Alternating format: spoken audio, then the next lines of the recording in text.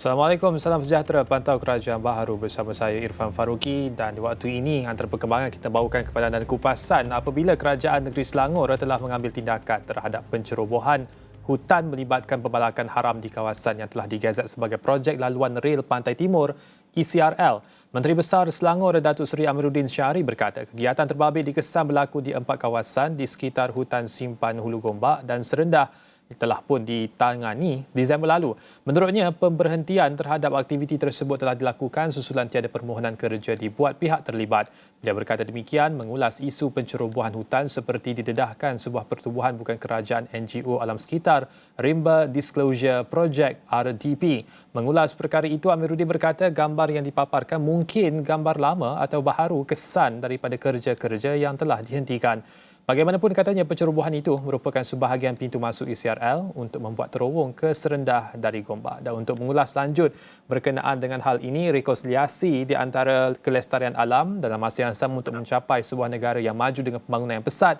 Di talian ketika ini, Amlir Ayat, aktivis alam sekitar. Amlir, kita tanyakan dahulu, apakah signifikan insiden ini? Ada dua perkara yang ironi, kita mahukan kemajuan, ia sedang dijalankan, tapi dalam masa yang sama, alam sekitar yang seharusnya kita jaga untuk generasi seterusnya, nampaknya diceroboh dan lebih parah keadaannya. Signifikan insiden ini, apa yang boleh kita lihat dan pelajari? Terima kasih Irfan dan juga Awani. Berkenaan dengan isu ini, kalau kita bercakap berkenaan dengan dilema pembangunan ni, memang sangat seriuslah dilema ni. Bukan sahaja di Malaysia, tapi juga di negara-negara yang sudah membangun pun mereka masih ada dilema lagi. Jadi apa yang telah diwar-warkan kira-kira 30 tahun dahulu, iaitu di Rio de Janeiro dan juga sebelum itu sejak tahun 1970-an lagi, telah ada satu konsep baru iaitu pembangunan mampan. Jadi pembangunan ni kita nak bezakan dengan pembangunan konvensional di mana kita hanya mementingkan pembangunan fizikal, guna tanah yang tidak terkawal. Jadi sekarang ni kita ada konsep baru iaitu ada orang panggil pembangunan mampan, ada orang panggil sebutkan sebagai pembangunan lestari, di mana kita membangun untuk kesejahteraan generasi masa kini dan generasi masa akan datang. Ini bererti bahawa dalam setiap aktiviti pembangunan kita tidak mengorbankan keperluan-keperluan asas manusia daripada sekarang sampailah ke masa akan datang. Kita jaga sumber air, sumber kepelbagaian biologi. Jadi apa juga bentuk-bentuk pembangunan. Jadi kita perlu betulkan konsep ataupun paradigma pembangunan. Kita tak boleh tengok pembangunan ini, kalau ada banyak bangunan, ada banyak mall misalnya, itu pembangunan. Jadi kita perlu betulkan pandangan tersebut. Bagi saya pembangunan mampan ni ialah pembangunan yang berdasarkan kepada kehendak rakyat. Berdasarkan kepada maklumat yang ada. Maklumat dan pengetahuan yang diberi kepada orang ramai, kepada rakyat, dan mereka boleh membuat keputusan berdasarkan kepada maklumat tersebut, dan seterusnya pihak pemerintah ataupun pihak kerajaan dia menjalankan pembangunan berdasarkan kepada kehendak rakyat. Itulah pembangunan sebenarnya. Jadi tidak boleh meletakkan pembangunan ini rakyat itu ambil. Tapi sebelum itu kita nak bangkitkan juga berkenaan dengan apabila disebut bahawa pembangunan itu seharusnya tidak menggadaikan atau mengorbankan alam sekitar. Oleh itu kerajaan juga sudah pun ada pelbagai undang-undang sama ada peringkat persekutuan ataupun di peringkat negeri dalam bentuk enactment ataupun akta. Tetapi persoalan ketika ini berhadapan dengan situasi seperti ini, pencerobohan terhadap hutan simpan ataupun tanah simpan, sejauh manakah berkesan undang-undang yang ada? Pantau ke tidak pantau? Jadi ke tidak jadi undang-undang yang ada ini? Saya rasa dalam masalah ini pemantauan itu kurang. Ini banyak berlaku di Malaysia. Undang-undang itu ada dan saya rasa undang-undang yang ada ini kalau dapat dilaksanakan sekadar apa yang ada, kita boleh insya-Allah mengurangkan masalah-masalah kita kalau kita tidak dapat nak menghentikan terus. Dan baru-baru ini pun kerajaan telah meningkatkan denda maksimum bagi kesalahan hutan. Iaitu kalau penceroboh hutan, dia akan dikenakan maksimum 5 juta RM dan hukuman penjara sehingga 20 tahun. Jadi undang-undang itu telah ditingkatkan. Masalahnya macam Irfan sebut tadi, kita mungkin ada masalah dari segi pemantauan. Ini memang daripada dulu lagi lah. Sebab apa kita mungkin dari sudut tenaga manusia itu kita berkurangan, dan kadang-kadang kejadian-kejadian ini berlaku di kawasan-kawasan yang agak tersorok dan kita perlukan penglibatan awam. Contohnya baru-baru ini beberapa aktiviti di Perak telah mengambil tindakan untuk menghentikan suatu projek perlombongan pasir yang tidak sah, dan baru-baru ini telah dijelaskan oleh pihak kerajaan Perak bahawa memang perlombongan pasir itu tidak sah. Jadi setiap orang ramai tidak setakat hanya mengharapkan pihak kerajaan untuk memantau, tapi juga mereka juga harus berusaha untuk melaporkan kejadian-kejadian ataupun insiden-insiden yang meragu-ragukan ataupun yang telah pasti merosakkan alam sekitar. Saya rasa di Malaysia sekarang ini kesedaran dan penglibatan itu telah meningkat. Cuma kita perlu lebih lagi daripada itu sebab terlalu banyak masalah-masalah alam sekitar yang saya rasa berlaku di Malaysia. Masalah alam sekitar ni dia sebenarnya masalah sosial. Dan you sebut tadi, apakah kesannya kepada kehidupan kita kalau hutan diceroboh dan ditebang secara tidak terkawal, maka kita akan menghadapi banyak masalah-masalah yang telah kita perhatikan sebelum ini. Di Batang Kali, di Kedah, di Perak dan sebagainya. Jadi semua ini memerlukan tahap keagresifan daripada NGO dan juga orang ramai yang tinggilah untuk menyelesaikannya. Bila sebut tentang tindakan lebih agresif di kalangan orang ramai selain entiti bukan kerajaan, dan di peringkat syarikat senaraian awam di Bursa Malaysia, kita ada garis panduan ESG berkenaan dengan amalan alam sekitar, sosial dan urus tadbir, itu berkenaan dengan environment, social and governance, yang mana ketika ini mendapat perhatian di kalangan syarikat-syarikat tersebut, yang mana tindakan-tindakan untuk memastikan operasi syarikat yang lebih hijau dan memastikan kelestarian alam sekitar itu terjamin. Tapi dalam masa yang sama, sejauh manakah ia benar-benar beri kesan dan bagaimana kita boleh menggembling syarikat-syarikat yang ada amalan ESG ini untuk membawa kesedaran dan juga tindakan hijau ke peringkat yang lebih tinggi? Saya rasa mula saya nak ucapkan tahniahlah kepada Bursa Malaysia kerana mereka telah mengambil inisiatif tersebut. Saya rasa pihak bursa juga ataupun pihak-pihak lain mana pun yang ada keupayaan untuk menggerakkan industri-industri ke arah kemampanan ini, menggunakan peluang yang ada sebaik mungkin, bukan sahaja untuk meningkatkan kesedaran dan juga penglibatan pihak-pihak industri ataupun bisnes di dalam kemampanan, tetapi juga perlu meningkatkan motivasi mereka berdasarkan kepada insentif-insentif yang ada. Misalnya insentif dari sudut kewangan, cukai dan seumpamanya. Insentif-insentif fiskal ini kita tengok memang sangat berkesan, dan selain daripada itu perlu diadakan program kesedaran dan juga penerangan yang berterusan kepada pihak-pihak industri supaya mesej itu sampai kepada mereka.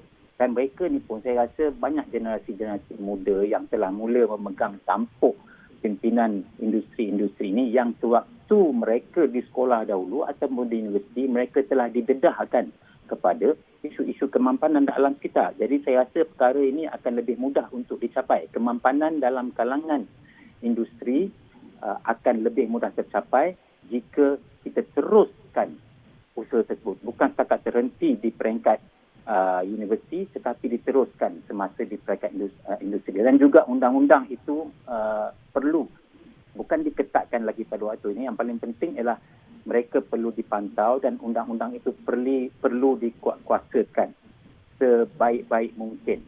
Kita tidak mahu, banyak orang merungut undang-undang ada tapi tak laksanakan. Kita buatlah undang-undang seketat mana, tapi kalau tak ada penguatkuasaan, apa gunanya kalau tak ada pemantauan? Jadi saya rasa pemantauan itu sangat penting dan usaha sama di antara pihak industri. Kalau industri, kadang-kadang industri ini ada masalah untuk melaksanakan beberapa aktiviti-aktiviti kemampanan. Ya.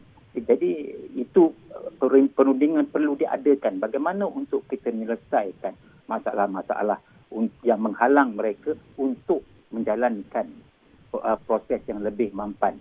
Kadang-kadang mereka ingat kalau green ni kita buat CSR. No, CSR ni satu hal lah. Okey. Maknanya dia buat aktiviti-aktiviti kebajikan yang berkaitan dengan alam kita. Tetapi proses di dalam perusahaan ataupun bisnes itu sendiri yang perlu dimampankan. Masalah untuk syarikat-syarikat ini melaksanakan aktiviti kemampanan, boleh berikan satu contoh apakah isunya dan bagaimanakah boleh kita cadangkan penambahbaikan untuk memastikan WI dapat dilaksanakan sepenuhnya, Amli? Okey, sebagai satu contoh ya, ada kilang-kilang yang tidak dapat merawat sisa buangan mereka secara baik disebabkan oleh kos yang sangat tinggi. Jadi mereka mungkin kena saman. Ya, padahal mungkin kalau mereka gunakan kos rawat buat rawatan sisa toksik ataupun sisa buangan itu, mungkin harga barang akan jadi mahal. Jadi bila harga barang mahal, mungkin produk itu tidak akan dibeli oleh masyarakat awam ataupun dia akan laku dalam pasaran. Jadi bagaimana mereka boleh menyelesaikan masalah ini?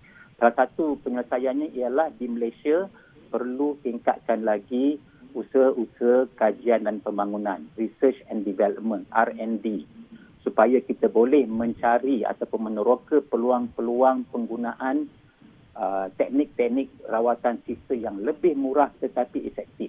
Ya, di Malaysia kita boleh buat itu. Cuma bagi saya lah, apa yang saya perhatikan ialah usaha-usaha R&D di Malaysia ini kita tidak memberi biayaan kewangan yang cukup untuk meningkatkan usaha-usaha R&D. Ini satu perkara yang saya rasa perlu diperhatikan oleh pihak kerajaan dan juga institusi-institusi awam.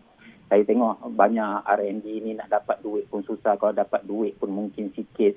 Jadi dalam usaha-usaha untuk kita memastikan bahawa masa depan kita akan terjamin, maka kita perlu labur daripada sekarang dan tidak ada masalah kalau kita nak laburkan wang yang banyak, sebab apa ia akan menjamin kesejahteraan masa akan datang dan menjimat kos kemusnahan alam kita yang akan berlaku pada masa akan datang jika kita lakukan R&D dan pelaksanaannya di peringkat-peringkat industri dan juga perniagaan, ya, supaya kita boleh gunakan wang itu tujuan lain. Ya.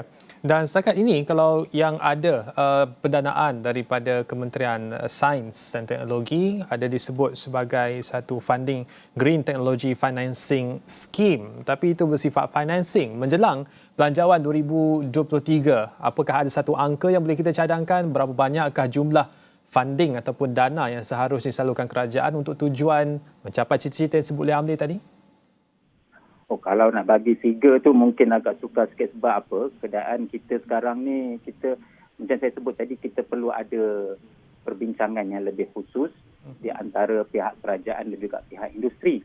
Jadi daripada situ kita akan dapat lihat apakah keperluan-keperluan ataupun keutamaan-keutamaan yang perlu diberikan. Sekarang ini saya rasa funding yang diberi itu hanya suatu angka yang mungkin tidak begitu tepat dengan kehendak industri ataupun kehendak R&D. Jadi kalau kita dapat perhatikan betul-betul apakah keperluan sebenarnya, misalnya yang saya tengok sini, keperluan yang paling penting ialah membantu industri untuk mengurangkan sisa toksik atau merawat sisa toksik tersebut. Ini suatu perkara yang sangat penting, dan juga R&D bagaimana untuk kita meningkatkan penglibatan mereka. Ini pun R&D juga tidak semestinya saintifik, ya. Maknanya mencari kaedah-kaedah bagaimana untuk meningkatkan penglibatan industri dan juga orang ramai untuk mengamalkan budaya mampan. Saya rasa ini satu isu yang sangat penting. Kalau kita tidak ada budaya, tidak ada mentaliti untuk memelihara sumber-sumber alam, maka kita bagilah banyak mana pun funding ataupun pendanaan, kita tidak akan berjaya. Saya rasa dalam bab itu kita agak kurang metodologi bagaimana untuk kita meningkatkan budaya kemampanan dalam masyarakat Malaysia. Baik. Kita akan kembali selepas ini, selepas daripada kita berehat, untuk kita menyentuh pula berkenaan dengan syarikat yang dinamakan oleh Menteri Besar, iaitu China Communications Construction Company Malaysia Sdn Bhd CCCC, yang dikatakan bertanggungjawab terhadap insiden yang berlaku, terhadap penggondolan hutan yang berlaku di Selangor. Kita nak tahu apakah pandangan daripada aktivis alam sekitar, apakah tindakan sewajarnya dikenakan, berbanyakkah kompaun ataupun saman ataupun denda yang seharusnya dikenakan. Jawapannya selepas ini.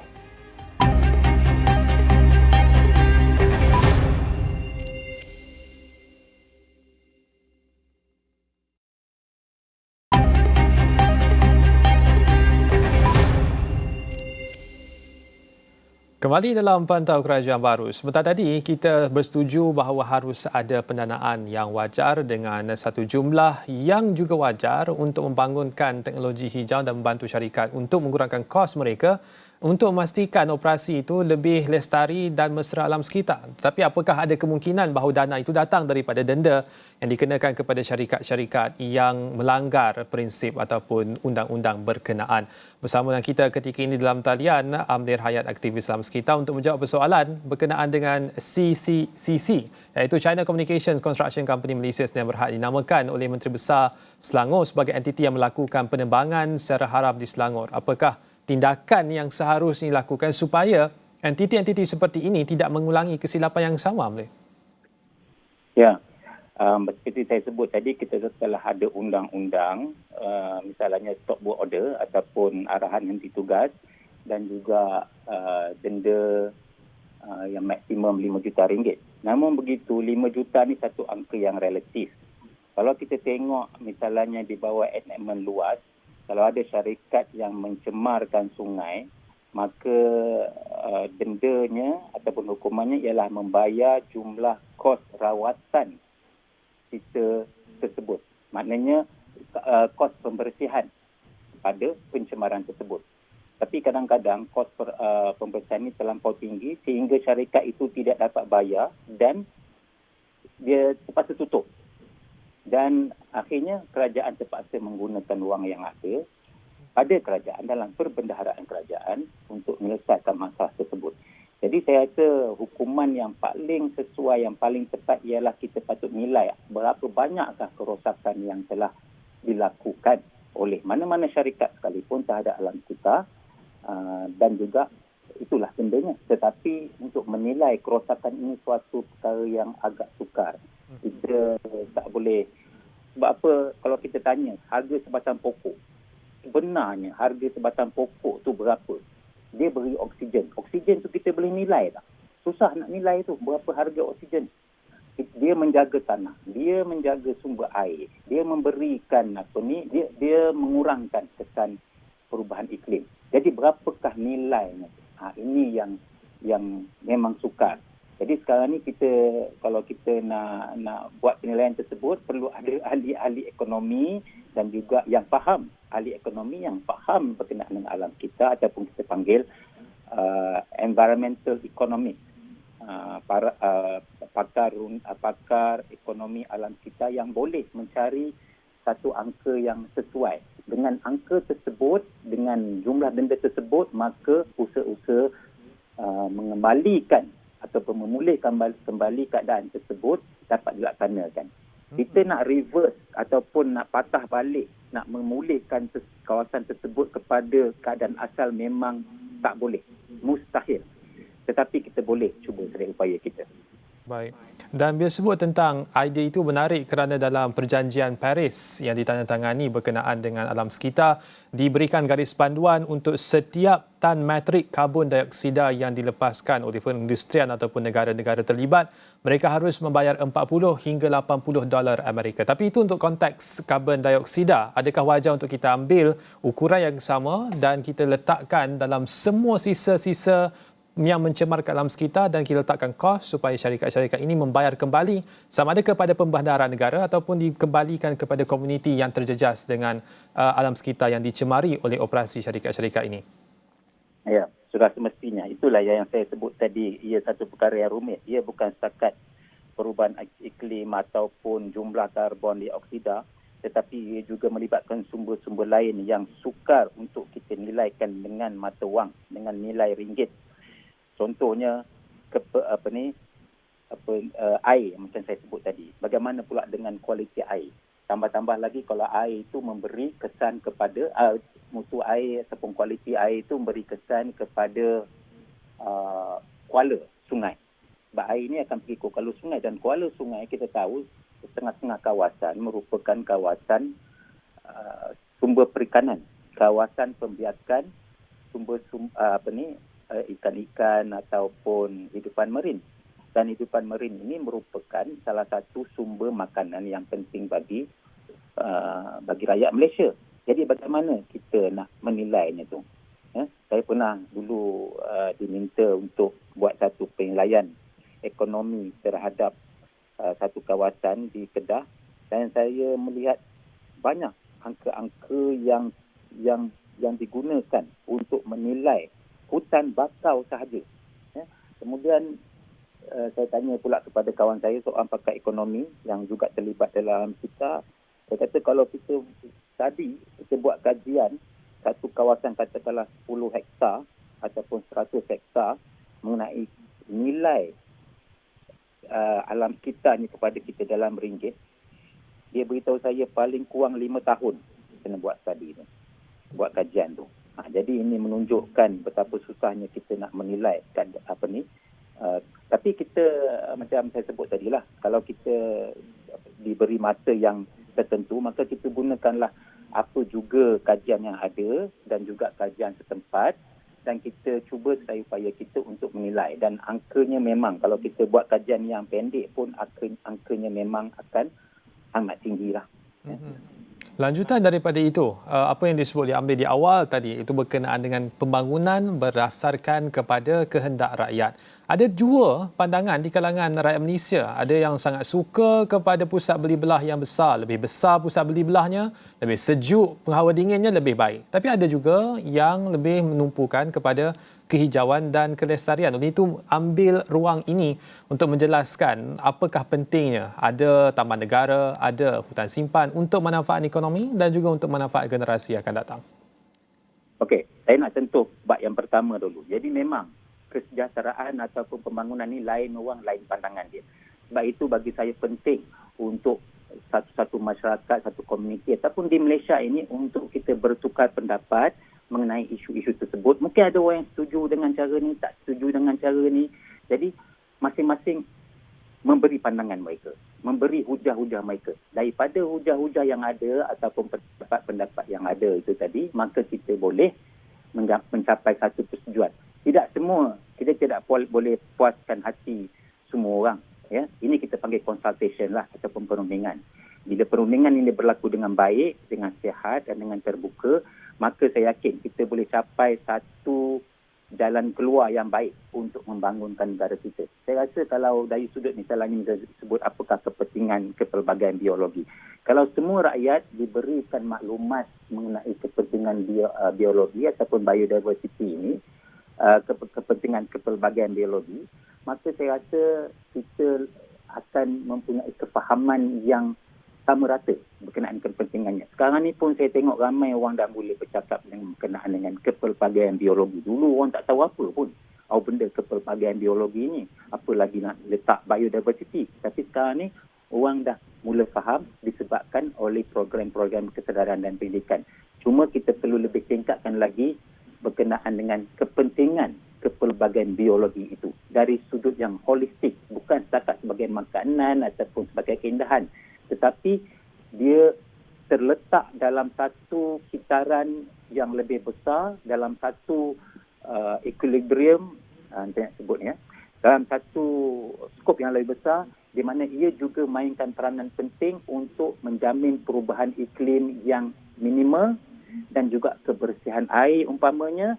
Jadi perkara-perkara itu patut diterangkan kepada rakyat. Supaya orang lebih tahu, inilah kepentingan kepelbagaian biologi. Dulu kita ingat kepelbagaian biologi ini hanya untuk makanan, untuk pelancongan. Ya. Kalau kita tengok pelancongan ni satu isu yang memang selalu orang gunakan lah kalau dari sudut kepelbagaian biologi.